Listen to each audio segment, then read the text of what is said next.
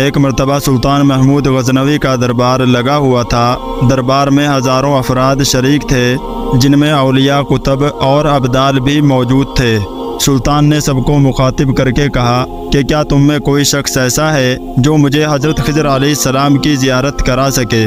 سلطان کی یہ بات سن کر پورے دربار میں خاموشی چھا گئی، مگر دربار میں بیٹھا ایک غریب دیہاتی شخص کھڑا ہوا اور کہنے لگا، بادشاہ سلامت، میں زیارت کرا سکتا ہوں۔ سلطان محمود نے اس سے شرط پوچھی تو عرض کرنے لگا، بادشاہ سلامت، مجھے 6 ماہ دریا کے کنارے چلہ کاٹنا ہوگا، لیکن میں ایک غریب آدمی ہوں، اس لیے میرے گھر کا خرچہ 6 ماہ تک آپ کو اٹھانا ہوگا۔ سلطان نے اس کی شرط منظور کر لی اور اس شخص کو چلہ کاٹنے کے لیے دریا کے کنارے بھیج دیا اور گھر کا خرچہ بادشاہ کے ذمے ہو گیا۔ 6 ماہ گزرنے کے بعد سلطان نے اس شخص کو دربار میں حاضر کیا اور پوچھا کہ ہمارے کام کا کیا ہوا؟ تو دیہاتی کہنے لگا، حضور کچھ وظائف الٹے ہو گئے ہیں، لہٰذا اس کام کے لیے 6 ماہ مزید لگیں گے۔ لہٰذا بادشاہ نے اس کو 6 مہینے کا وقت اور دے دیا اور پھر سے اس کو دریا کے کنارے بھیج دیا۔ مزید 6 ماہ گزرنے کے بعد سلطان محمود نے پھر دربار لگایا اور دربار میں ہزاروں افراد شریک تھے۔ اس شخص کو دربار میں حاضر کیا گیا اور بادشاہ نے اس سے پوچھا کہ میرے کام کا کیا ہوا؟ یہ بات سن کر دیہاتی کہنے لگا، بادشاہ سلامت، کہاں میں گناہ گار اور کہاں خضر علیہ السلام؟ میں نے آپ سے جھوٹ کہا تھا، میرے گھر کا خرچہ پورا نہیں ہو رہا تھا، بچے بھوک سے مر رہے تھے، اس لیے میں ایسا کرنے پر مجبور ہو گیا تھا۔ اس کی یہ بات سن کر سلطان محمود غزنوی نے اپنے ایک وزیر کو کھڑا کیا اور اس سے پوچھا، اس شخص کی سزا کیا ہے؟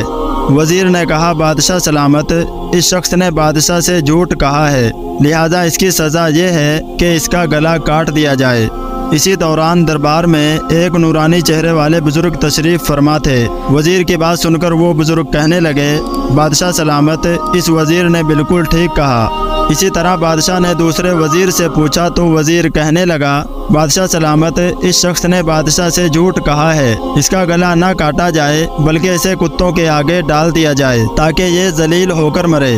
دربار میں بیٹھے اسی نورانی چہرے والے بزرگ نے کہا، بادشاہ سلامت، یہ وزیر بالکل ٹھیک کہہ رہا ہے۔ اس کے بعد سلطان محمود غزنوی نے اپنے پیارے غلام ایاز محمود سے پوچھا کہ تم اس بارے میں کیا کہتے ہو؟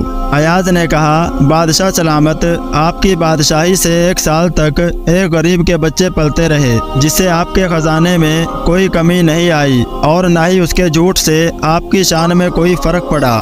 اگر میری بات مانے تو اسے معاف کر دیجئے، اگر اسے قتل کر دیا تو اس کے بچے بھوک سے مر جائیں گے۔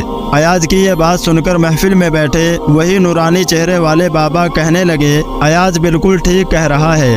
سلطان محمود غزنوی نے اس بابا کو اپنے پاس بلایا اور پوچھا، آپ نے ہر وزیر کے فیصلے کو درست کہا، اس کی وجہ مجھے سمجھائی جائے۔ اس پر بابا جی کہنے لگے، بادشاہ سلامت، پہلے نمبر پر جس وزیر نے کہا اس کا گلا کاٹا جائے وہ قوم کا قصائی ہے، اور قصائی کا کام ہے گلے کاٹنا۔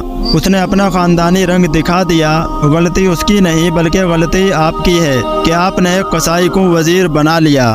دوسرا وزیر جس نے کہا کہ اسے کتوں کے آگے ڈالا جائے، اس وزیر کا والد بادشاہوں کے کتے نہلایا کرتا تھا اور کتوں سے شکار کھیلتا تھا، اس کا کام ہی کتوں کا شکار ہے، تو اس نے اپنے خاندان کا تعارف کروایا۔ آپ کی غلطی یہ ہے کہ آپ نے ایسے شخص کو وزارت دی، جہاں پر ایسے لوگ وزیر ہوں وہاں لوگوں نے بھوک سے ہی مرنا ہے۔